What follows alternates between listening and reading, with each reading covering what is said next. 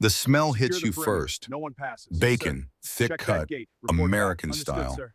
The kind that sizzles and pops in its own grease, sending up spirals of smoke that carry the scent of salt and smoke Gentlemen, the and situation something demands our deeply immediate unity. fundamentally Sir, satisfying. we must be It is prepared the to act. smell of Sunday mornings in diners at dawn, of truck stops and home kitchens of America itself. On a bitter February morning in 1944, that smell drifted across the snow-covered grounds of Camp McCoy, Wisconsin. For the American soldiers eating breakfast in the mess hall, it was just another Tuesday, just another meal, just another day in a war that seemed like it would never end. But for 183 Japanese prisoners of war stepping off a train into 14 degrees below zero, that smell meant something they could never have imagined. Some of them would weep when they saw what was on their plates. Others would refuse to eat for 3 full days, convinced the food was poison. And one man, a 42-year-old naval officer named Takeshi Hayashi, would write in his diary, "That night I thought the bacon was my final meal before execution. I was wrong. It was the first meal of my new life." This is the story of how breakfast changed everything. But to understand what happened in that frozen camp in Wisconsin, we need to travel forward first. Forward 41 years to an autumn day when old men gathered to remember. September 1985, Camp McCoy, Wisconsin. The barracks are different now, renovated, turned into a museum. But the mess hall is still there, restored to look exactly as it did during the war. Long tables, metal trays, serving stations lined up like soldiers at attention. And on this particular morning, breakfast is being served. Takeshi Hayashi stands at the buffet line. He is 83 years old now. His hair is white. His hands shake slightly as he reaches for the serving spoon. But his eyes are clear and focused on the platter in front of him. Bacon. Beside him stands Robert Henderson, 75 years old, retired, silver-haired. He watches his old friend with a gentle smile. "Go ahead, Tak. It won't bite." Hayashi's hand hovers over the bacon. He has eaten bacon countless times since 1945, in Tokyo restaurants, in American diners during diplomatic visits, at his own breakfast table. But this bacon in this place on this morning is different. "You know, Bob," he says slowly, carefully forming the English words he has spoken fluently for decades. 41 years ago, this exact smell made me certain I was going to die." Henderson nods. "I remember." Do you really remember how terrified we were? "I remember your faces when you got off that train." Hayashi's hand finally closes around the serving spoon. He lifts a strip of bacon, places it on his plate, stares at it. "I have never told you the whole truth about that first morning," he says. "What we thought, what we believed was about to happen." Henderson waits. "We thought you were going to execute us." Hayashi continues. "All of us. We thought the bacon was our last meal." The image freezes there. Old men, breakfast, a memory too large to hold in one moment. And then the screen goes black. Sound of wind, howling, bitter and cold. February 14th, 1944. Camp McCoy, Wisconsin. 14 degrees below zero. The train pulls into the station at 1500 hours, 3 in the afternoon. But the sky is already dimming, the weak winter sun losing its battle with the clouds. Snow covers everything. The platform, the roofs, the trees beyond. An endless white landscape that seems to stretch forever in all directions. Inside the passenger cars, 183 men sit in silence.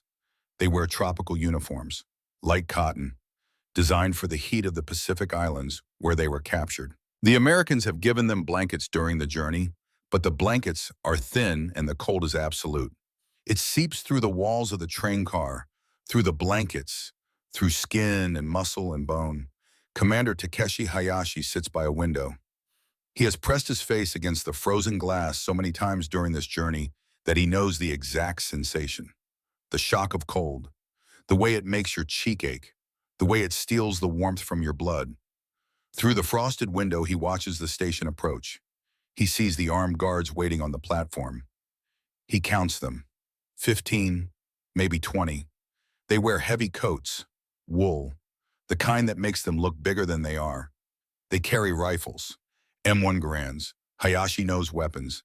He has studied American military equipment the way other men study poetry. He knows what those rifles can do. The train shudders to a complete stop.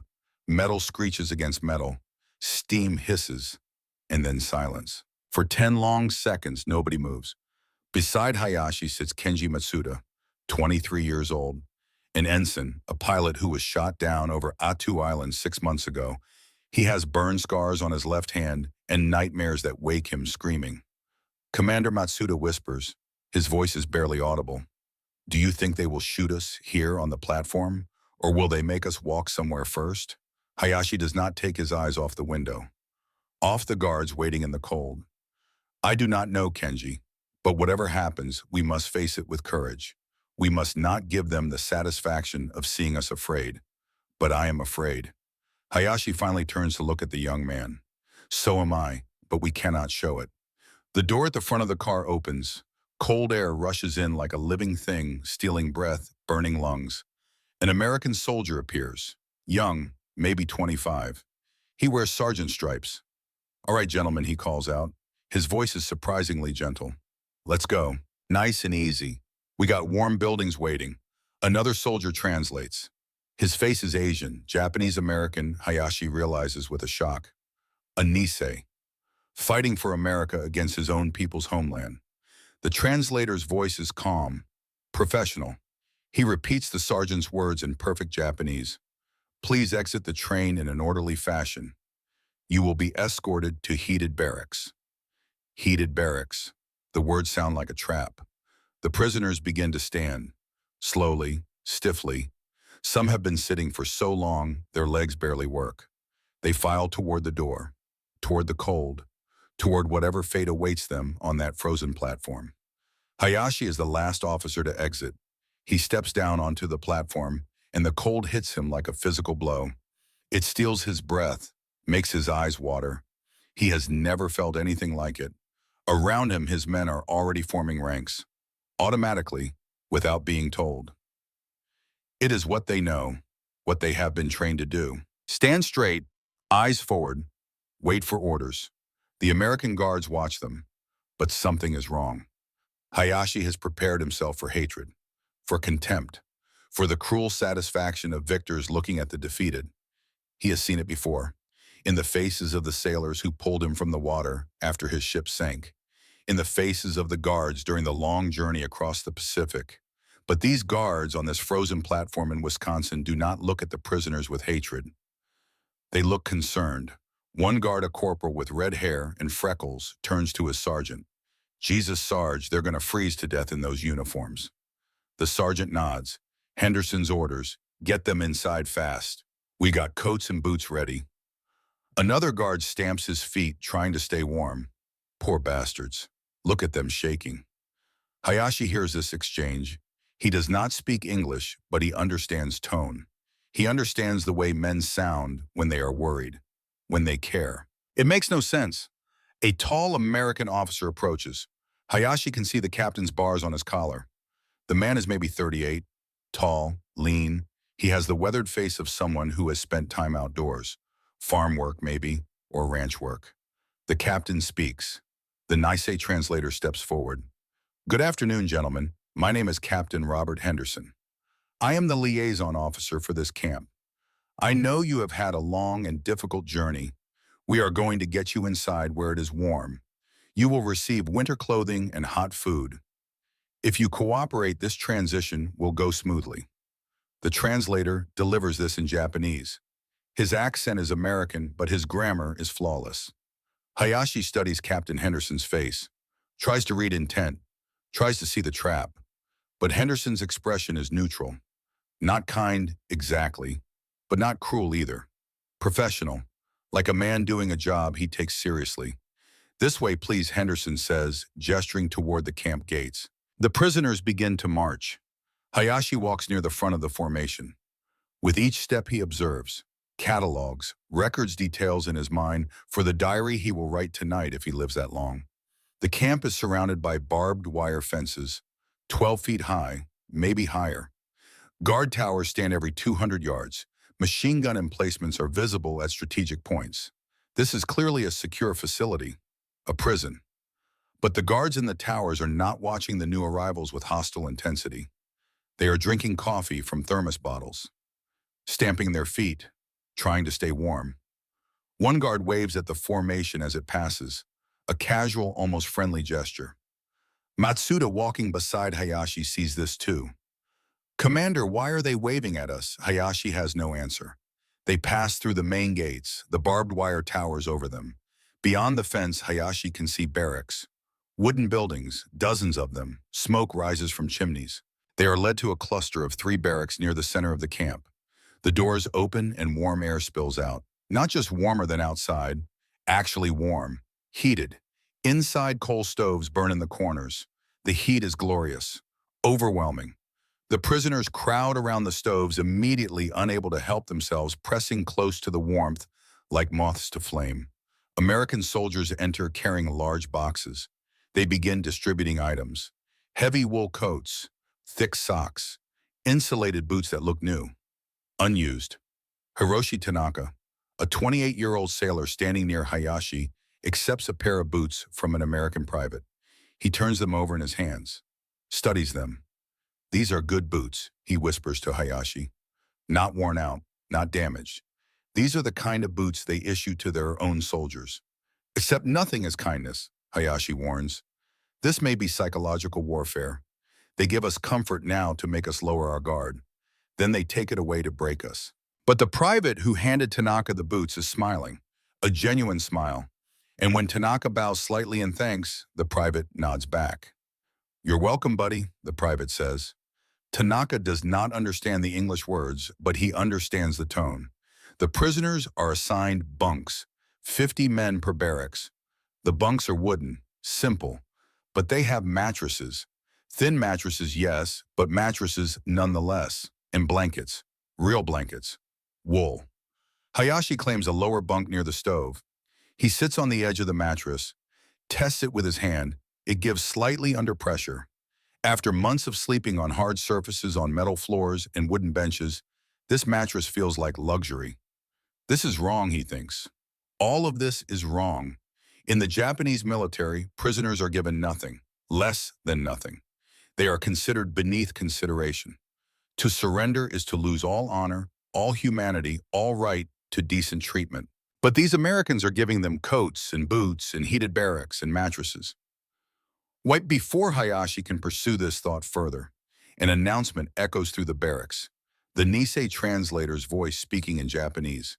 "Dinner will be served at 1800 hours, 6 o'clock. Please proceed to the mess hall when you hear the bell." Dinner. The word hangs in the air. Matsuda turns to Hayashi. His young face is pale. "Commander, what kind of food do they give to prisoners?" Hayashi remembers the stories. The propaganda, the training, American brutality, American cruelty. But he also remembers the boots, the coats, the warm barracks. "I do not know," he finally says. "But we will find out soon." The hour that follows passes in strange suspension. The prisoners sit on their bunks. Some try to sleep. Most cannot. They are too cold still, their bodies not yet believing the warmth of the stoves. Too afraid. Too uncertain. Hayashi uses the time to write. He has kept a diary since he was a young officer. Small notebooks filled with careful characters. Observations, thoughts, feelings he would never speak aloud. He writes February 14th, 1944. "We have arrived at a place called Camp McCoy in the state of Wisconsin. I do not know if I will survive to write another entry. The Americans have given us warm clothing and shelter. I do not trust it. This may be a trick, or perhaps they are simply following rules we do not understand. Whatever happens next, I must face it with the dignity expected of a Japanese officer. If I die today, I hope Yuki and the girls will someday know that I died with honor." He closes the notebook, tucks it under his thin pillow. At 17:55, a bell rings. Loud, clear, summoning. The prisoners file out of the barracks, form ranks without being told, march toward the largest building in the compound. The mess hall. It is a long structure. Rectangular, light spills from windows along both sides. As they approach, Hayashi becomes aware of the sound, a low rumbling, machinery perhaps, or ventilation. And then the smell hits them. It stops several prisoners in their tracks. That smell. Meat cooking, but not just any meat, something specific. something rich and fatty and savory. The smell is so powerful, so overwhelming, that it seems to have physical weight. Matsuda stops walking, just stops. His face goes white. Commander, that smell. Hayashi smells it too. He knows it. He has smelled it before. Years ago, before the war, his ship docked in San Francisco. He went ashore, walked through the streets of that strange American city, and on one corner at a small restaurant, Americans were cooking breakfast outside, on a grill set up on the sidewalk, selling food to people walking past. And the smell was exactly this smell. Bacon. The word rises in his mind like a curse. They enter the mess hall. The warmth inside is almost oppressive after the cold outside. Fluorescent lights hang from the ceiling, casting everything in harsh white light. Long tables fill the space. Metal trays are stacked at the entrance to the serving line. American soldiers work the serving stations. They wear aprons over their uniforms. Steam rises from large metal containers. The smell is even stronger in here. Hayashi forces himself to keep walking, to keep his face neutral, to not show fear. The line moves forward. Slowly, prisoners take trays, approach the first serving station. An American private stands there. Young, maybe 20. He has dark hair and an easy smile. He speaks as each prisoner reaches him. Evening, gentlemen.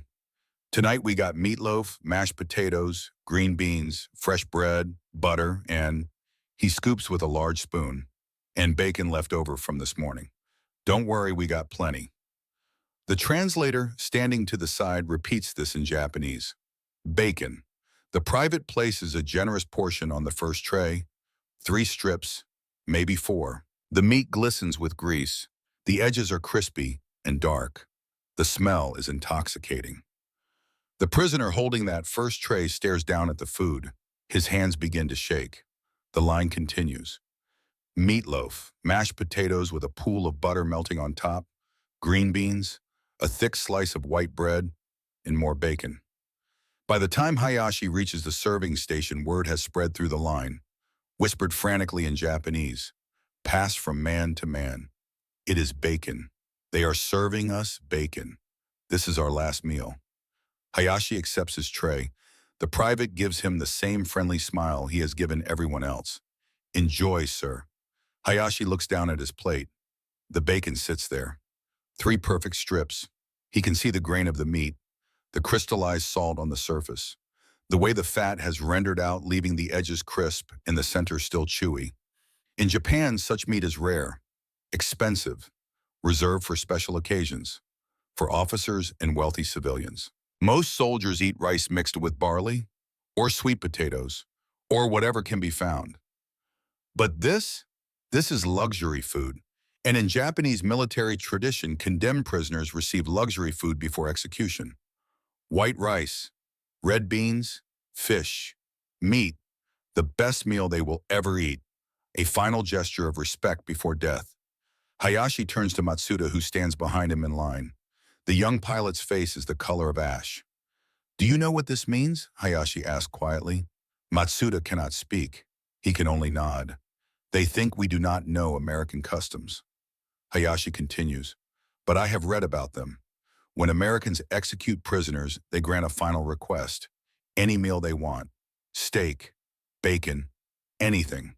The murmur spreads through the line like fire through dry grass. Within 60 seconds, every prisoner in the mess hall understands. This is their last meal. They are going to be executed. Some men begin to weep, quietly at first, then louder. They cannot help it. They are young, 20, 25, 30. They have families, wives, children, parents who do not even know they are alive. Others stand rigid, determined to face death without showing weakness. This is what they have been trained for. This is the moment they have prepared for since the day they surrendered. A few try to eat. They force themselves to take bites of the bacon, to chew mechanically, to swallow past the tightness in their throats. If this is their last meal, they will eat it. They will not give the Americans the satisfaction of seeing them break. Hayashi looks around the mess hall, sees his men struggling with their fear, with their certainty that they are about to die. He knows he must say something. He is the senior officer present. It is his duty to give them courage. He stands. His chair scrapes against the floor. The sound cuts through the quiet weeping and whispered prayers. Every eye turns to him. "Listen to me," he says. His voice is steady, loud enough for everyone to hear. "We knew this day might come. When we chose to surrender rather than die in battle, we knew we might face execution. The Americans have their customs, their ways. They have given us this meal as a final courtesy. We will accept it. We will eat. And when the time comes, we will face what comes next with courage. We will not beg. We will not cry. We will show them what it means to be Japanese soldiers. Do you understand, Hai?" The response is ragged but unified. "Eat," Hayashi commands. "Eat the meal they have given us." He sits back down, picks up his fork, cuts a piece of the bacon, lifts it to his mouth. The bacon touches his tongue and flavor explodes across his senses. Salt, fat, smoke. The meat is tender and crispy at the same time. The umami is overwhelming. It is the most delicious thing Takeshi Hayashi has ever tasted, and he is absolutely certain it is the last thing he will ever eat. Around him, his men force themselves to eat. Some manage a few bites before giving up. Others eat methodically, faces blank, tears running silently down their cheeks. A few refuse entirely, sitting with their heads bowed, praying to ancestors and gods. The American guards and kitchen staff watch this scene with growing confusion. They see the tears, the rigid postures, the desperate eating, and the absolute refusal to eat. They see men who look like they are facing execution. But they do not understand why. Private Thomas O'Brien, the young man from Brooklyn who served the bacon, approaches Corporal James Sullivan. "Sully, what's wrong with them? Why are they so upset?" Sullivan shakes his head. "I don't know, Tommy. Maybe they're just overwhelmed. First real meal in months, but this looks like more than that. This looks like what? Like they're terrified." Captain Henderson notices the atmosphere in the mess hall. He has been standing near the entrance, observing, making sure the meal service goes smoothly. But something is clearly wrong. He crosses to where Sergeant David Watanabe, the translator, stands watching. Sergeant Henderson says quietly, "What's happening? Why are they acting like this?" Watanabe's face is troubled. He has been listening to the whispered conversations in Japanese, watching the reactions. "Sir, I think you need to talk to Commander Hayashi right now." What's wrong?" Sir Watanabe says carefully. "They think you're going to cease and execute them. They believe this meal is their last." Henderson's face goes blank with shock. "What? The bacon, sir. In Japanese tradition, condemned prisoners receive an elaborate final meal. They see bacon-rich food and they think it means they're about to die." For a long moment, Henderson cannot speak, cannot process what he has just heard. His mind races through everything he knows about the Geneva Convention, about proper treatment of prisoners, about basic human decency. "And these men think we brought them here to kill them." "Yes, sir, because we gave them bacon." "Yes, sir." Henderson looks around the mess hall, sees the fear on every face, the tears, the terrible resignation, and he understands that every second that passes, every moment these men believe they are about to do is a kind of torture. Unintentional, perhaps, but torture nonetheless. "Get every translator in this camp," Henderson orders. "Every single one. Get them to the barracks where these men are staying. We are going to fix this, right now, tonight." "Sir." "That's an order, Sergeant. These men are not going to spend one more minute thinking we're about to execute them." Watanabe snaps a salute and runs from the mess hall. Henderson stands there watching 183 men eat what they believe is their last meal. And he thinks, what the hell kind of war is this, where bacon becomes a death sentence? The mess hall slowly empties. The prisoners return to their barracks in silence. They walk like men going to their own executions. Slowly, deliberately, trying to maintain dignity in the face of death. In the barracks, they sit on their bunks. Some write final letters to families who will never receive them. Others pray. A few simply stare at nothing, lost in memories of home. Matsuda sits beside Hayashi on the lower bunk. "Commander," he whispers, "how do you think they will do it? Will they take us outside? Will they make us kneel?" "I do not know, Kenji." Hayashi's voice is gentle. The young pilot reminds him of his own daughters. Young, frightened, trying to be brave. But there is no shame in fear, only in showing it to the enemy. "I keep thinking about my mother. She does not know I am alive. She thinks I died when my plane went down. Maybe it would be better if she never knows." Never knows I surrendered. Never knows I died like this. There is no dishonor in surviving, Hayashi says. But even as he speaks the words, he does not fully believe them. Surrender was supposed to mean shame. Death was supposed to be preferable. That is what they were taught, what they were trained to accept. But sitting here in this warm barracks wearing American boots full of American bacon, Hayashi finds himself questioning what he was taught. If the Americans wanted us dead, why did they give us coats? Why did they heal our frostbite during the journey? Why did they feed us unless that is part of their cruelty, unless they want us comfortable and hopeful before they kill us? That would be a very American kind of torture, wouldn't it? To give us everything before taking it all away. Time passes. 9 o'clock.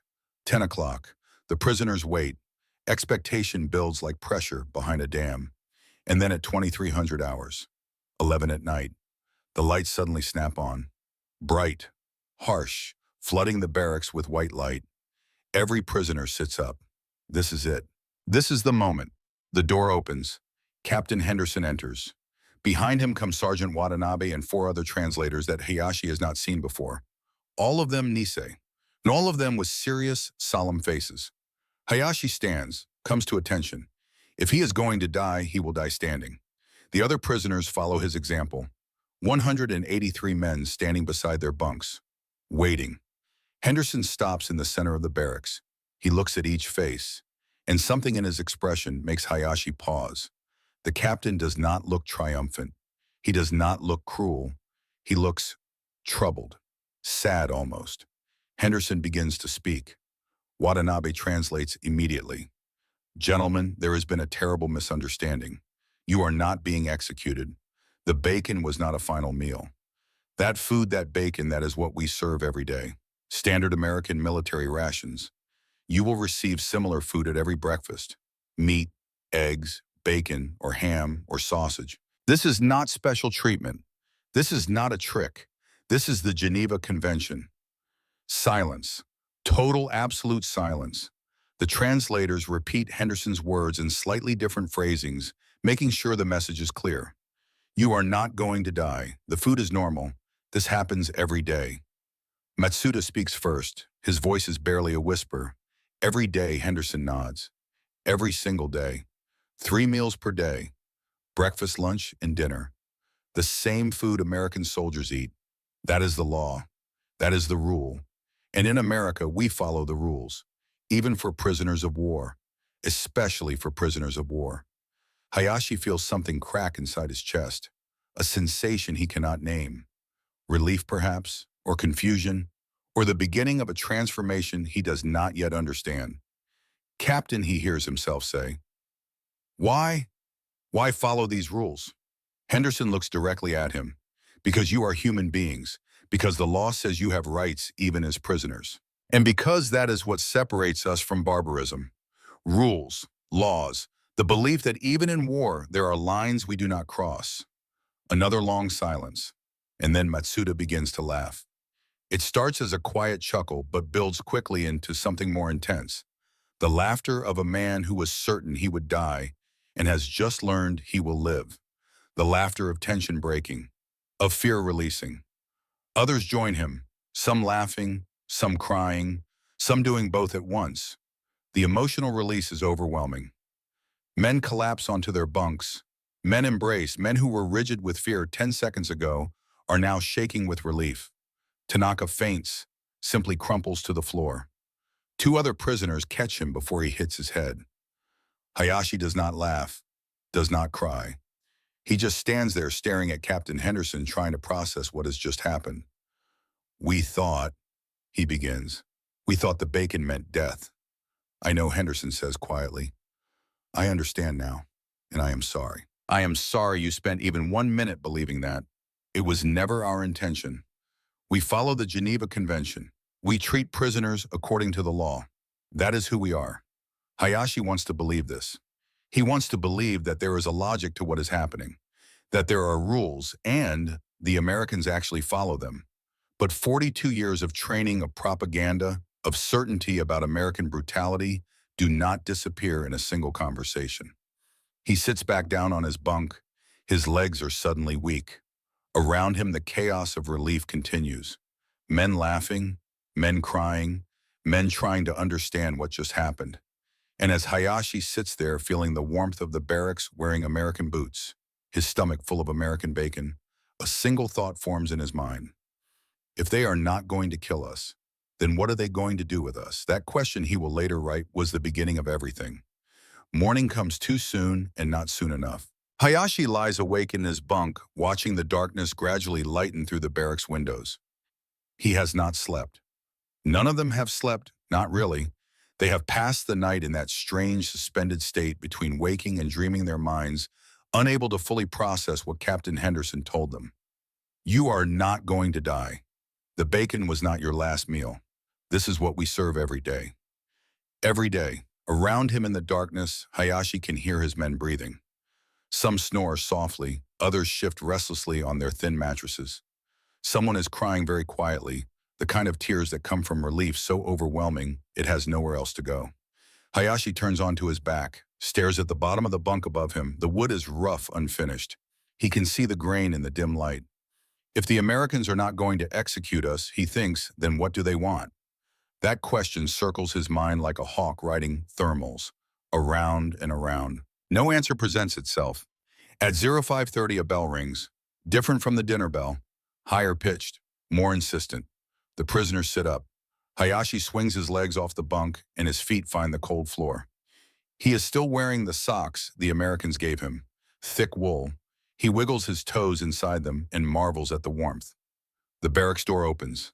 An American corporal stands there. Red hair, freckles. The same one who was concerned yesterday about them freezing. Morning, gentlemen, the corporal calls out. The Nisei translator appears beside him. Breakfast is at 0600. That's 6 o'clock. You got 25 minutes to get ready. There's washrooms in the building next door. Hot water, soap, towels, hot water. The translator repeats this in Japanese and several prisoners look at each other. Hot water for washing is a luxury they have not experienced in months. On the transport ship, they washed with seawater when they were allowed to wash at all. The prisoners file out into the February cold. The sun is not yet up, but the sky has that pre-dawn glow, gray turning to pink at the edges. The snow on the ground reflects what little light there is, making everything luminous and strange. The washroom is exactly where the corporal said it would be. Inside, long rows of sinks line the walls. Toilets and stalls, showers at the far end. Matsuda turns on a faucet. Water sputters, then flows. He holds his hand under it and jerks back in surprise. It is actually hot, he says. Commander, feel this. Hayashi tests the water. It is not just warm, it is hot. Hot enough to steam in the cold air. Hot enough to make his fingers tingle as blood flow increases. Why would they give prisoners hot water? Matsuda asks. Hayashi has no answer. He washes his face. The hot water on his skin feels like a benediction, like forgiveness. He watches dirty water swirl down the drain and thinks about how strange it is that such a simple thing, hot water, can make you feel human again. At 0555, they walk to the mess hall. The building looks different in the morning light, less threatening somehow. Just a large wooden structure with windows and smoke rising from a chimney. The smell reaches them while they are still 50 yards away. That smell, bacon again, and something else. Coffee, Hayashi realizes. Strong coffee. The scent is almost aggressive in its intensity. They enter the mess hall and the scene is similar to last night, but also different. The American soldiers serving breakfast are more casual. They joke with each other. One of them is singing, badly. The others laugh and throw wadded up napkins at him, and Hayashi watches this casual camaraderie with something close to wonder. In the Japanese military, such behavior between soldiers of different ranks would be unthinkable. You do not joke with your superiors. You do not throw things at them, even in play. But these Americans seem to exist in a different world, a world where rules are more relaxed, where the distance between ranks is smaller. The serving line moves forward. Hayashi takes a tray, approaches the first station. Private O'Brien stands there, the young man from Brooklyn. He grins when he sees Hayashi. Commander, back for more. Huh, good stuff, right? The translator repeats this, and Hayashi nods, unsure how to respond. O'Brien scoops scrambled eggs onto the tray. then bacon, 4 strips this time, then toast, real butter, a small paper cup filled with jam, and coffee, hot and black in a thick ceramic mug. Enjoy, Sir O'Brien says. And hey, I'm glad you guys are okay. Last night looked rough. Hayashi carries his tray to a table, sits, looks down at the food. The eggs are bright yellow flecked with black pepper. The bacon glistens. The toast is perfectly golden. The coffee steams. He picks up a strip of bacon, bites. The flavor is the same as last night, but without the terror. This time he can actually taste it, can appreciate the salt and smoke and richness. It is good. That realization hits him with surprising force. The bacon is good, not just sustenance, not just fuel for the body. It is actually delicious. Around him, his men eat in silence. But the silence is different from last night. Last night it was the silence of condemned men. This morning it is the silence of hungry men who cannot quite believe their good fortune. After breakfast, they are assigned work details. Captain Henderson calls Hayashi to a small office near the main gate. Inside, Henderson sits behind a wooden desk. Maps of the camp cover the walls. A calendar shows February 1944, the 15th now. 1 day into their new life. Commander Hayashi Henderson says through Sergeant Watanabe, I want to explain how this camp operates. You and your men will be given work assignments. Nothing dangerous. Maintenance mostly. Cutting firewood. Helping with repairs. Some agricultural work when spring comes.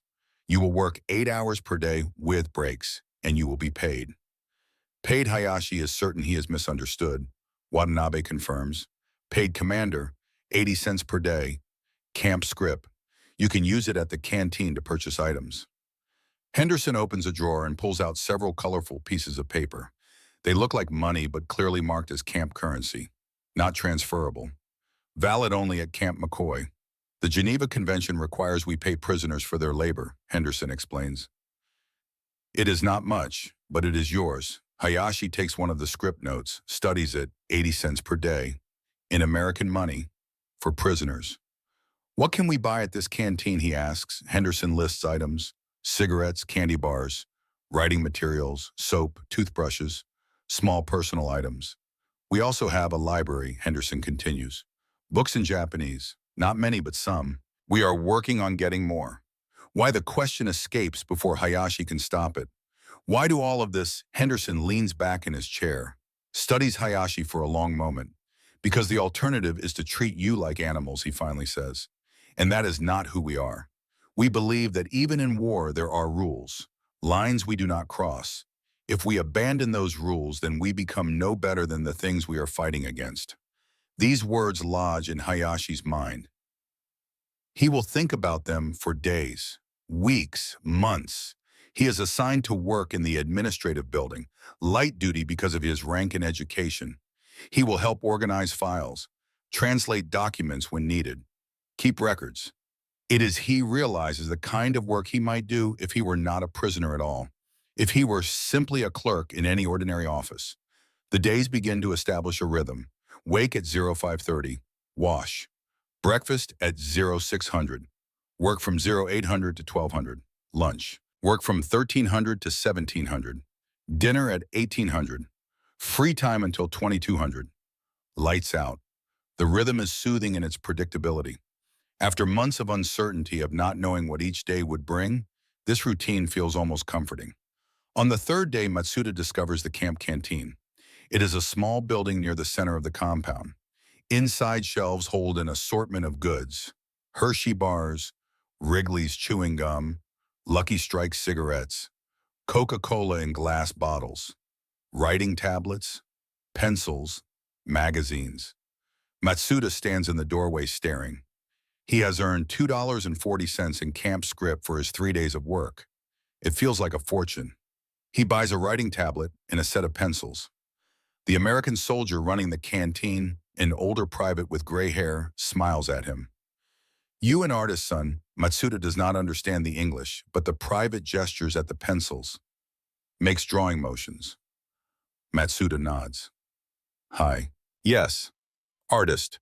The private disappears into a back room, returns with a small set of charcoal sticks. He places them on the counter. On the house, he says, "No charge. You draw me something nice, okay?" Matsuda understands this is a gift. He bows deeply. "Arigatou gozaimasu." Thank you. That evening, sitting on his bunk, Matsuda begins to draw. His hands remember the motions even after months without practice. Line, shadow, perspective. He draws the barracks, the view from his bunk, looking toward the stove. He draws it exactly as he sees it. The rough wooden walls, the coal stove with its pipe rising to the ceiling, the boots lined up under bunks, the small details of prison life. Other prisoners gather to watch. They have not seen art in so long, have not seen beauty created from nothing but pencil and paper. Matsuda finishes the drawing as lights out approaches. He signs it with his name in the bottom corner. Tomorrow he will give it to the private at the canteen. 1 week becomes 2, 2 weeks become 3. Lieutenant Akira Kimura, the former school teacher, starts an English class. 80 prisoners sign up immediately. They gather in the mess hall after dinner, sitting at the long tables, and Kimura teaches them basic phrases. "Good morning. Thank you. Please, you are welcome." The prisoners repeat these words. Their accents are heavy but earnest. They want to learn, need to learn. Language is a bridge, a way to understand their captors. They're saviors, these Americans who confuse them so deeply. Corporal Sullivan, the red-haired guard from Wisconsin, sometimes sits in on these classes, laughs good-naturedly when the prisoners mangle English pronunciation, and then to everyone's surprise, he starts trying to learn Japanese. "Ohayo gozaimasu," he says carefully. "Good morning, right?" The prisoners laugh, correct his pronunciation. Teach him. This moment, Hayashi will later write, was when I first understood that we were not just prisoners and guards. We were becoming something else, something I did not have words for yet. In early March, the snow begins to melt. Not all of it. Wisconsin winters do not surrender easily, but patches of brown earth appear. Icicles drip from roof edges. The air, while still cold, has lost its killing edge. The prisoners are put to work clearing the baseball field of remaining snow. They shovel and rake and spread gravel. Hayashi watches this work with curiosity. Why does a prison camp need a baseball field? The answer comes a week later when Corporal Sullivan brings out equipment. Bats, gloves. A ball so white it seems to glow against the dirty snow. "All right, boys," Sullivan announces through the translators. "Who wants to learn America's pastime?" 20 prisoners volunteer immediately, Matsuda among them. Sullivan teaches them to throw, to catch, to swing the bat. His patience is remarkable. He demonstrates again and again, adjusts their grips, corrects their stances. "No, like this," he says, showing Matsuda how to hold the bat. "See hands together, eye on the ball, swing through." Yeah, that's it. The first time Matsuda makes solid contact, sending the ball soaring over the field, he drops the bat and stares in wonder. The Americans cheer. The other prisoners clap. Sullivan runs up and slaps Matsuda on the back. "Natural athlete, you're going to be great at this, kid." That evening, Matsuda's face is flushed with pleasure. "Commander," he says to Hayashi, "I hit the ball so far. Did you see I saw?" Hayashi replies, "You looked happy." "I was happy." Matsuda pauses. "Is it wrong to be happy here?" Hayashi considers this question for a long time before answering. "I do not think it is wrong to be human," he finally says, "and happiness is part of being human. But we are prisoners. Yes. But perhaps that does not mean we must be miserable." This conversation troubles Hayashi long after Matsuda has fallen asleep. He lies in his bunk staring at the ceiling, wrestling with questions that have no easy answers. Is it betrayal to accept kindness from the enemy? Is it weakness to feel gratitude toward your captors? Is it dishonor to laugh and play baseball while your countrymen fight and die in the Pacific? He does not know, cannot know, can only live each day and try to understand what it means. On April 3rd, everything changes. Morning formation. The prisoners stand in ranks for the daily count. It is routine, boring even. Hayashi's mind is elsewhere, thinking about the filing work he needs to complete today. Then Hiroshi Tanaka doubles over. The sound he makes is not quite a scream, more like a grunt of surprise and pain. He clutches his stomach and sinks to his knees. Hayashi breaks ranks immediately. Runs to Tanaka's side. "Hiroshi, what is wrong?" Tanaka's face is pale. Sweat beads on his forehead despite the cool morning air. It hurts. He gasps. My stomach. Like something is tearing inside. The American guards react instantly. Two of them run over. One speaks into a radio. Within minutes, a vehicle arrives. A jeep with a red cross painted on the side. They lift Tanaka carefully. He cries out when they move him. The sound is animal, involuntary. Hayashi tries to follow, but a guard stops him. Sir, you need to stay here. That is my man. I need to be with him. The guard's face softens. I understand, but let the doctor see him first. If he needs you, we'll come get you, I promise. The jeep drives away, Tanaka in the back, his face twisted with pain. The formation continues, but Hayashi cannot focus, cannot think. His mind keeps returning to Tanaka, 28 years old, a sailor who survived his ship sinking, who made it through months in the hold of a transport ship, who has eaten bacon and learned English and was starting to smile again. What if he dies here? What if after everything he dies of illness in a Wisconsin prison camp 2 hours later, Sergeant Watanabe finds Hayashi in the administrative office? Commander, the doctor needs to speak with you about Hiroshi Tanaka. Hayashi stands so quickly his chair tips backward. Is he alive? Yes, sir. But it is serious. Please come with me. The infirmary is a clean white building at the edge of the camp. Inside it smells of antiseptic and something else. Medicine, sickness, the smell of hospitals everywhere. Dr. Morrison waits in a small office. He is perhaps 50 years old. Gray hair, tired eyes. He wears a white coat over his uniform. Commander Hayashi, he says, through Watanabe. Your man has acute appendicitis.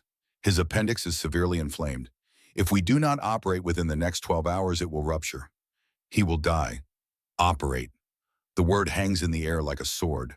Hayashi has heard stories, terrible stories, about what happens to prisoners under the knife, about how deaths can be made to look like surgical complications, about how bodies can be cut open for experimentation. You want to cut him? Hayashi says slowly. We want to save his life, Dr. Morrison corrects. The appendix is a small organ. Here. He gestures to his own lower right abdomen. When it becomes infected, we must remove it. The surgery is routine. I have performed it dozens of times. Hayashi's mind races. This could be genuine. The Americans have followed their Geneva Convention in every other way. They have fed them, clothed them, paid them, given them hot water and baseball and English lessons. But to allow them to cut open one of his men, to trust them with a blade, in anesthesia, in complete vulnerability. Can I be there? Hayashi hears himself ask. During the surgery. I want to watch. Dr. Morrison's eyebrows rise. That is unusual. I do not trust you, Hayashi says bluntly. I want to see what you do. If you are truly trying to save him, or if this is something else. To his surprise, Dr. Morrison nods. I understand. Yes, you can observe. You will need to scrub and wear a surgical gown. You must stand in the corner and not touch anything. But you can watch. When Hayashi asks, in 1 hour, we are preparing the operating room now. That hour passes in a fog. Hayashi cannot eat, cannot sit still. He paces outside the infirmary until Watanabe comes to get him. Inside, he is given a green gown, a mask, a cap that covers his hair. His hands are scrubbed with harsh soap until they are pink and raw. The operating room is bright, brutally bright. Lights overhead like small suns, metal tables, trays of instruments, machines that beep and hiss. Tanaka lies on the table, unconscious already. His chest rises and falls with mechanical regularity. Dr. Morrison stands beside the table. 2 nurses assist him. They move with practiced efficiency. Setting up, preparing. Commander Doctor. Morrison says, looking at Hayashi standing in the corner. I am going to begin. Watch as closely as you like. The scalpel comes down. Hayashi flinches but forces himself to keep watching. Blood wells along the line of the incision. One nurse dabs it away with gauze. The cut is precise. Careful. Dr. Morrison's hands are steady. He explains each step to his assistants. Educational. Professional. See here. The inflammation is severe. We got to him just in time. Another few hours and this would have ruptured. Suction, please. One of the nurses operates a device that makes a sucking sound. Blood and fluid disappear. The surgery continues. Dr. Morrison works with concentration but not urgency. He is skilled, confident. He treats Tanaka's body with the same care he would give anyone. Here is the appendix, he says. You can see how swollen it is. We are going to clamp here and here. Good. Now we remove it, carefully. We do not want it to burst even now. The appendix comes out. A small reddish thing, diseased. Dr. Morrison places it in a metal tray. Now we close, he says. Layer by layer, muscle, fascia, skin. We take our time. We make sure everything is perfect. 45 minutes after the first incision, Dr. Morrison places the final stitch. He steps back, removes his gloves. Done, he says. He will be fine. Move him to recovery. Monitor vitals every 2 hours. Give him morphine for pain when he wakes. He turns to Hayashi. Commander, your man will live. The surgery was successful. He will need to rest for 2 weeks, but he will make a full recovery. Hayashi finds he cannot speak. His throat is tight, his eyes burn. Dr. Morrison seems to understand. He places a hand on Hayashi's shoulder. A brief touch, almost fatherly. I want you to know something, he says quietly. My son is in the Pacific, fighting. I got word 2 weeks ago that he is missing in action. I do not know if he is alive or dead. I do not know if he is being treated with kindness or cruelty. But I took an oath as a doctor to do no harm, to save lives. That oath does not have an exception for enemies. I saved your man because that is what doctors do, not because I like Japan, not because I have forgotten what happened at Pearl Harbor, but because that is who I am. Hayashi bows, deep, formal, the kind of bow reserved for the greatest respect. Thank you, he says in English. The words are rough but sincere. Thank you. Dr. Morrison nods. You are welcome, Commander.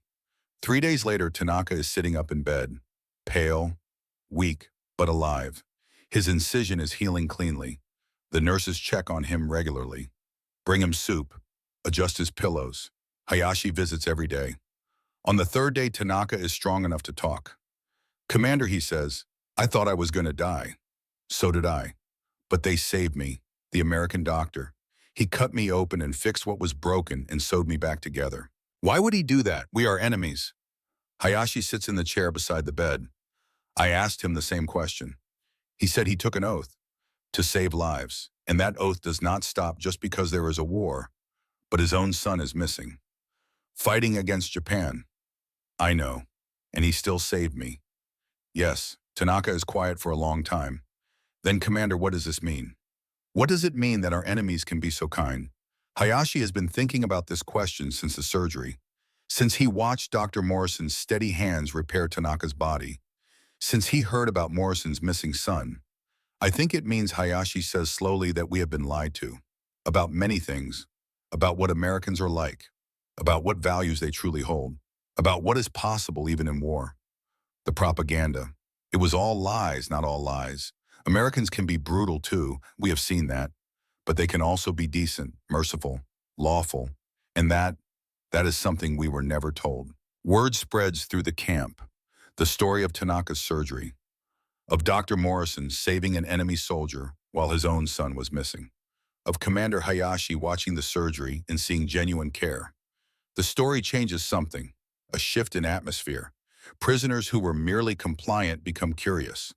Those who were suspicious become cautiously trusting. They attend Kimura's English classes in greater numbers. They volunteer for work details. They play baseball with real enthusiasm. They smile at the guards. They say good morning in English.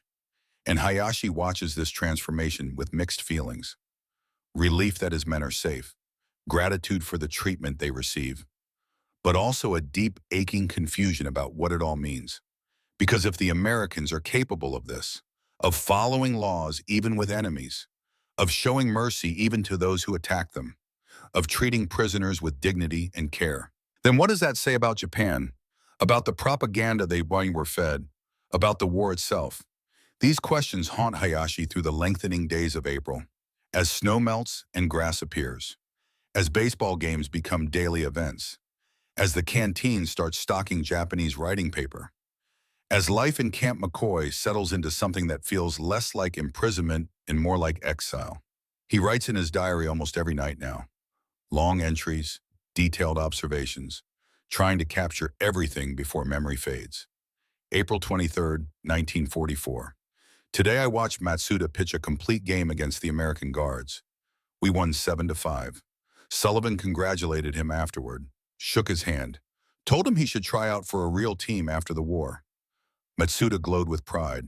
I have not seen him this happy since before he was shot down. Is it wrong that I am glad? And is it betrayal to hope this war ends soon so we can all go home? I do not have answers, only questions.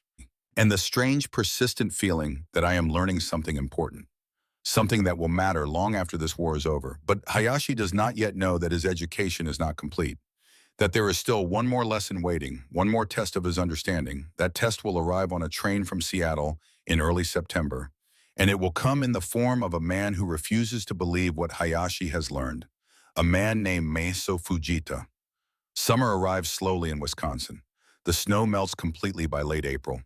Green returns to the world. Grass, trees, flowers that the prisoners cannot name but find beautiful anyway.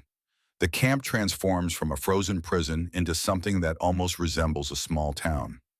By August, vegetables grow in neat rows behind the barracks. Tomatoes, beans, squash. The prisoners tend these gardens with care. They water, they weed, they harvest, and they are allowed to keep a portion of what they grow. They grill vegetables on improvised hibachi grills in the evenings. The smell of charcoal and roasted vegetables becomes the smell of summer at Camp McCoy. Hayashi has been here 6 months now. He knows the rhythm of this place, the bell schedules, the guard rotations, the way Corporal Sullivan always has a joke ready, the way Private O'Brien hums while serving breakfast, the way Dr. Morrison nods solemnly when they pass each other on the camp paths. He knows this place, and that knowledge troubles him, because knowing this place means accepting it, and accepting it feels like betrayal. On September 5th, a train arrives. 45 new prisoners. Hayashi stands with the greeting party. It is his duty as senior officer to help orient newcomers, to explain the rules, to ease the transition. But when the new prisoners step off the train, Hayashi recognizes the man at their head immediately. Commander Masao Fujita, 45 years old, submarine captain. A man Hayashi knew before the war, a man who once called him friend. Fujita's eyes scan the platform. Find Hayashi. Stop. For a moment, neither man moves. They simply stare at each other across 20 yards of space. Then Fujita walks forward, slowly, his gaze taking in everything. The well-fed prisoners in warm clothes, the casual interaction between guards and captives, the baseball field visible beyond the fence, the smell of dinner cooking in the mess hall. Hayashi Fujita says when he reaches him, his voice is flat, "You look healthy. It is not a compliment. Welcome to Camp McCoy." Hayashi replies carefully. Fujita's jaw tightens. "What has happened to you? You are smiling. You are wearing American boots. You look like you have forgotten who you are." "I have not forgotten anything, but I have learned things here." Learn. Fujita's laugh is bitter. "Or have you been brainwashed? This place." He gestures at the camp. "This looks like a holiday resort, not a prison." It is a prison, but one that follows rules, American propaganda. The Geneva Convention is not propaganda. It is real, and these Americans actually follow it. Fujita stares at him, then shakes his head. "I will not argue with you now. I am tired. We will talk later, when you have remembered your duty." He walks away. His new prisoners follow. They look confused, afraid, exactly as Hayashi's group looked 6 months ago. That night, Hayashi cannot sleep. He keeps thinking about the look in Fujita's eyes. Contempt, disappointment, fury. Is Fujita right? Has Hayashi lost his way? Has he allowed American kindness to make him soft, to make him forget? No. The thought is immediate and certain. He has not forgotten. He has learned. There is a difference. The next morning, Hayashi finds Fujita at breakfast. The new commander sits rigidly at a table, staring at his plate of bacon and eggs with undisguised suspicion. "I know what you are thinking," Hayashi says, sitting down across from him. "You think the food is too good." You think it is a trick. It is a trick, obviously. It is the Geneva Convention. Prisoners must receive the same rations as the soldiers guarding them. Geneva Convention. Fujita's voice drips with scorn. That is Western propaganda. It does not exist in practice. I thought the same thing. 6 months ago, I was certain they would execute us. I thought the bacon was our last meal. Fujita looks up sharply. What? Come with me, Hayashi says. Let me show you something. Over the next 3 days, Hayashi becomes Fujita's guide. He shows him the infirmary where Dr. Morrison saved Tanaka's life, the canteen where prisoners can buy candy and cigarettes with earned wages, the library with books in Japanese, the baseball field where prisoners and guards play together, the garden where vegetables grow. With each stop, Fujita's expression grows darker. This is obscene, he finally says. They are treating us like guests, like friends. Do they not know we are enemies? They know, but they have laws, and they follow those laws. Number Fujita shakes his head violently. This is psychological warfare. They feed us. They comfort us. They make us dependent on their kindness. And then one day they will use that against us. They will demand information, confessions, betrayals. They have never asked me for information. Not once in 6 months. Then they are waiting, being patient. Or Hayashi says quietly, they are simply decent people doing what their laws require. Fujita laughs, a harsh sound without humor. You are naive, Hayashi. You always were. Too willing to see good in people. It was your weakness as an officer, and it is your weakness now. The words sting. But Hayashi does not respond, because he knows Fujita needs time, needs to see for himself, needs to experience what Hayashi has experienced. Fujita organizes a resistance group, 35 prisoners who refuse to participate in camp activities beyond the minimum required work. They do not learn English. They do not play baseball. They do not socialize with Americans. They maintain rigid discipline. Silent protest. Hayashi watches this with sadness but understanding. He remembers his own suspicion, his own certainty that kindness was a trap. Time passes. September becomes late September. One of Fujita's men becomes ill. Fever, chills. The man tries to hide it, but Corporal Sullivan notices during morning formation. You okay, buddy? Sullivan asks. You look pretty rough. The man does not answer, does not understand English. But his face is flushed and sweat runs down his temples despite the cool morning air. Sullivan calls for the medic. Within minutes, the sick man is on his way to the infirmary. He looks back at Fujita with fear and confusion, as if asking permission, as if asking forgiveness for being weak. 2 days later, the man returns, healthy, smiling. He shows Fujita the antibiotics he was given, shows him the paper with instructions in Japanese about how to finish the full course of treatment. They fixed me, the man says simply. I was sick and they made me better. Fujita says nothing, but something in his expression shifts, just slightly, just enough for Hayashi to notice. On September 28th, the prisoners organize a cultural evening, Kimura's idea, a celebration of Japanese arts, music, poetry, calligraphy. Matsuda's paintings displayed on the mess hall walls.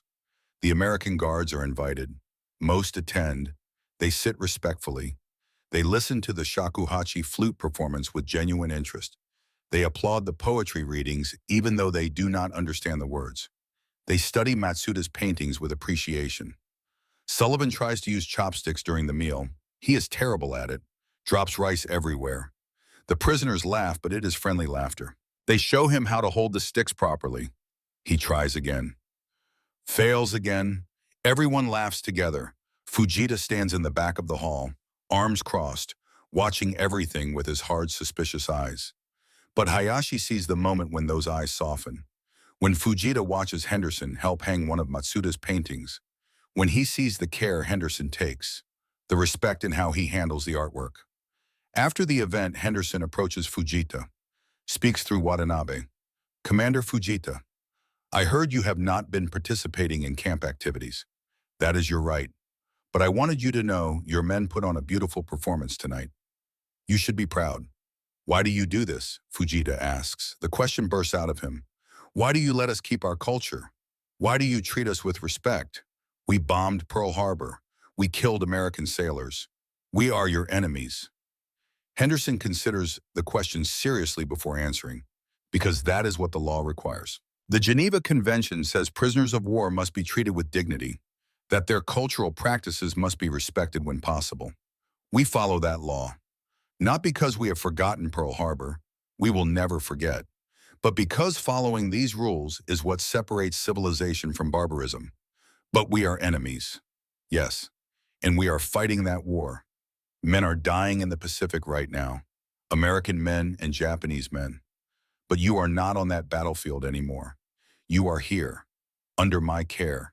And as long as you are here, you will be treated according to our laws. That is not weakness, Commander. That is strength. The strength to maintain your principles even when it is difficult, even when you are angry, even with enemies. Fujita has no response. He simply stands there, processing, struggling. That night, he writes his first diary entry. Hayashi sees him bent over a notebook, the same kind of notebook Hayashi has filled with months of observations. They sit in silence for a long time. Then Fujita speaks without looking up. I came here ready to hate them, ready to resist, ready to prove that Japanese spirit cannot be broken by American tricks. But Hayashi, this is not what I expected. This is not a trick. It is simply who they are, and that is more powerful than any propaganda. Yes, Hayashi says quietly. Yes, it is, but spring and summer and early autumn have been preparation. A prologue. The real test of what these men have learned is coming. It arrives on the radio, in voices crackling with static, in words that shake the world. August 6, 1945. Morning. Captain Henderson calls an emergency assembly. All prisoners, all guards, everyone in the camp. His face when he walks to the front of the formation tells them something terrible has happened. Gentlemen, he begins. His voice is rough, strained. Yesterday, August 6th, the United States dropped a new type of weapon on the city of Hiroshima, an atomic bomb. The destruction is total. The entire city has been destroyed. We estimate tens of thousands dead, possibly hundreds of thousands. I am sorry. I am so very sorry. The words hit like physical blows. Hiroshima, destroyed. Tens of thousands dead. Kimura has a brother in Hiroshima, a sister, nieces, nephews. He makes a sound, not a scream, not a cry, something between the two. He collapses, falls to his knees, begins to beat the ground with his fists. Other men react. Matsuda sits down where he stands, his face empty, shock stealing all expression. Tanaka turns and vomits. Fujita stands rigid, fists clenched so tight his knuckles are white. And Hayashi stands there thinking about his family. Yokohama is far from Hiroshima, 800 kilometers. They should be safe. But what if there are more bombs? What if the next one falls on Tokyo, on Yokohama? What if his wife and daughters are already dead and he will never know? Henderson stands before them, tears on his face, not hiding them, not ashamed. We will do everything we can to help you get information about your families. The Red Cross is working on communications. It may take time, but we will not give up. I promise you that. But promises mean nothing in the face of atomic fire. 3 days later, August 9th, another bomb. Nagasaki. Fujita's sister lives in Nagasaki. Lived. Past tense now. Probably. He does not collapse like Kimura. He does not sit in shock like Matsuda. He simply walks to the fence, stands there, stares at nothing for 6 hours. When Hayashi finally approaches him, Fujita speaks without turning. Do you know what the worst part is? My sister used to write me letters before the war. She had 3 children. I have never met them. Now I probably never will. The Americans just killed my sister and her children. And yet here I stand, well-fed, healthy, safe, while they died in fire. I know, Hayashi says, because he does know. The guilt is crushing. The guilt of surviving while others suffer. How do I feel about them now? Fujita continues. The Americans, they saved my life in the infirmary. They taught me English. They played baseball with me. Captain Henderson treats me with respect. And yet Americans drop those bombs. Americans killed my family. Hayashi has no answer, because there is no answer. Both things are true. The Americans are capable of tremendous kindness, and they are capable of tremendous destruction, just like the Japanese, just like everyone. On August 15th, the emperor's voice crackles over the radio, speaking in formal court language that most of the prisoners barely understand. But the message is clear enough. We must endure the unendurable and suffer the insufferable. Japan has surrendered. The war is over. The reactions are complex, layered, contradictory. Some men weep, not from joy, from grief. Their nation has been defeated. The emperor has spoken the unspeakable. Everything they believed, everything they fought for, has ended in failure. Others feel relief so powerful it makes them dizzy. The fighting will stop. No more bombs, no more deaths. Maybe now they can go home. Maybe now they can find out if their families still live. Hayashi stands and walks to the front of the assembled prisoners. He does not plan what he will say. The words come from somewhere deep, somewhere true. Brothers, he begins. Our nation has surrendered. Some of you feel shame. Some feel relief. I feel both. But I also feel something else. Gratitude. Several men look up sharply. Gratitude. 18 months ago, I stepped off a train into a Wisconsin winter. I smelled bacon and thought it was my last meal. I was certain I would die. I was wrong. We did not die. We lived. And in living, we learned something precious. Something that Japan needs to know now. He pauses, looks at each face, sees Matsuda, Kimura, Tanaka, Fujita. All of them changed, all of them alive. We learned that enemies can be decent, that laws matter more than hatred, that strength and compassion can coexist. We watched Dr. Morrison save Hiroshi Tanaka's life, even though Morrison's own son was missing fighting against Japan. We saw Captain Henderson treat us with dignity every single day, not because he likes us, but because his laws demand it. We saw Private O'Brien serve us bacon with a smile, even though his brother died at Guadalcanal. The prisoners listen, silent, intent. The America we were taught about does not exist. We were told Americans were devils, barbarians, lawless. We were lied to. The real America, the one we have lived in for 18 months, is something different. Something built on rules and laws, and the belief that even enemies deserve dignity. That is what makes America powerful, not their bombs, their values. Japan is defeated. Our cities are destroyed. Our people suffer. But we are alive. And we have seen something most Japanese have never seen. We have seen the best of America. When we go home, and we will go home, we must remember this. We must tell this story. We must help build a Japan that learns from what we learned here. Not a Japan that hates America, but a Japan that understands what makes nations truly great. Law, dignity, the courage to follow your principles even with enemies. The war is over, but our responsibility is just beginning. When Hayashi finishes, silence holds for 5 long seconds. Then Fujita begins to clap. Slowly at first, then others join, until all 183 prisoners are applauding. Some crying, some smiling through tears. Henderson stands at the back, Watanabe beside him, both men with wet faces, both men knowing they have witnessed something important.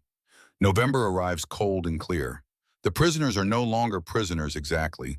They are displaced persons waiting for repatriation. The fences remain, but the gates stay open during the day. They can walk into the nearby town with escorts, can see how ordinary Americans live. Hayashi uses these final weeks to say goodbye. He gives Henderson his diary, all 6 volumes, months of observations and thoughts and struggles. I want you to have this, he says in careful English. So you know what you did here. So you know it mattered. Henderson accepts the books with reverence. I will treasure these talk. I will read every word. Matsuda gives Henderson a painting. The first meal. It shows prisoners standing in the mess hall line looking at bacon with expressions of fear and wonder and confusion. Henderson hangs it in his office immediately. Looks at it for a long time without speaking. This is us, isn't it? Henderson finally says. This moment, when everything could have gone so wrong, but somehow went right. Yes, Matsuda replies in English. Good English now after months of Kimura's classes. This is when I learned hope. The morning they leave, November 20th, Henderson organizes a farewell breakfast. The mess hall is decorated, American and Japanese flags hanging side by side. The menu is simple: bacon, eggs, toast, coffee, the same breakfast they have eaten hundreds of times. But this breakfast is different because it is the last.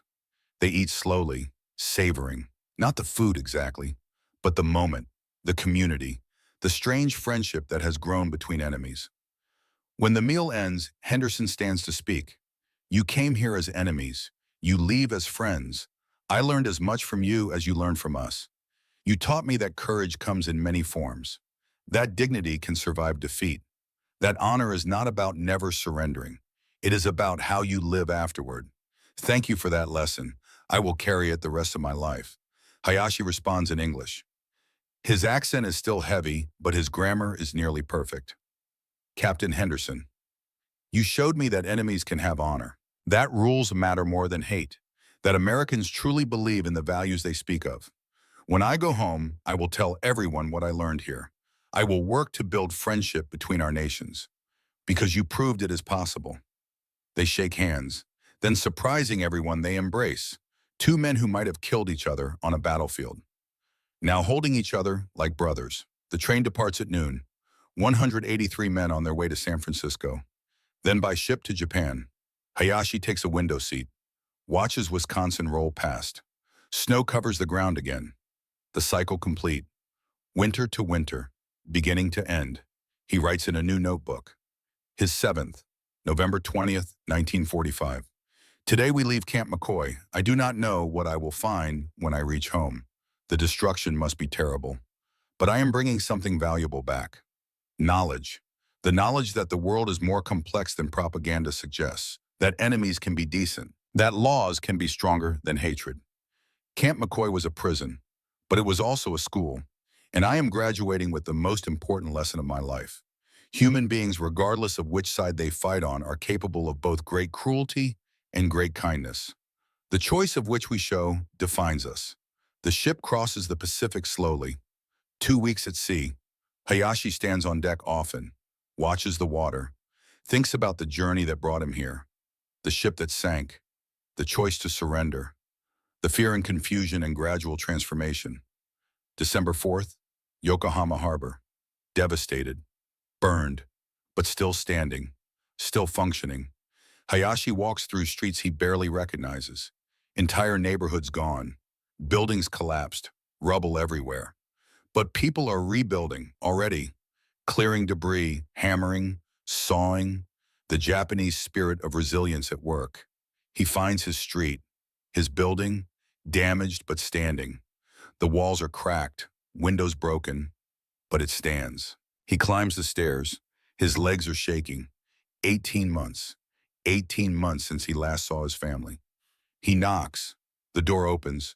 Yuki stands there, thinner than he remembers, her hair showing gray, her face lined with worry and hardship. They stare at each other, neither quite believing. Takeshi. Her voice breaks on his name. I am home. She falls into his arms. They hold each other, both crying, both laughing, both alive against all odds. Two girls appear into the doorway. Sakura is 9 now. Hana is 12. They barely remember him, this stranger who claims to be their father. But Hayashi kneels, opens his arms, and after a moment's hesitation they come to him. His family, alive, whole, together. That night, around a small dinner of rice and vegetables, Hana asked the question, Papa, what was it like, the Americans? Were they cruel? Hayashi considers his answer carefully. No, he finally says. They were not cruel. They showed me something I never expected. They showed me that enemies can be honorable. That rules matter. That kindness is not weakness. They changed my understanding of the world. Will you tell us stories? Sakura asks. Yes, I will tell you everything. Because you need to understand. Hating someone you have never met, someone different from you, that is easy. But seeing them as human, even when they are your enemy, that takes courage. And that is the courage I learned in Wisconsin.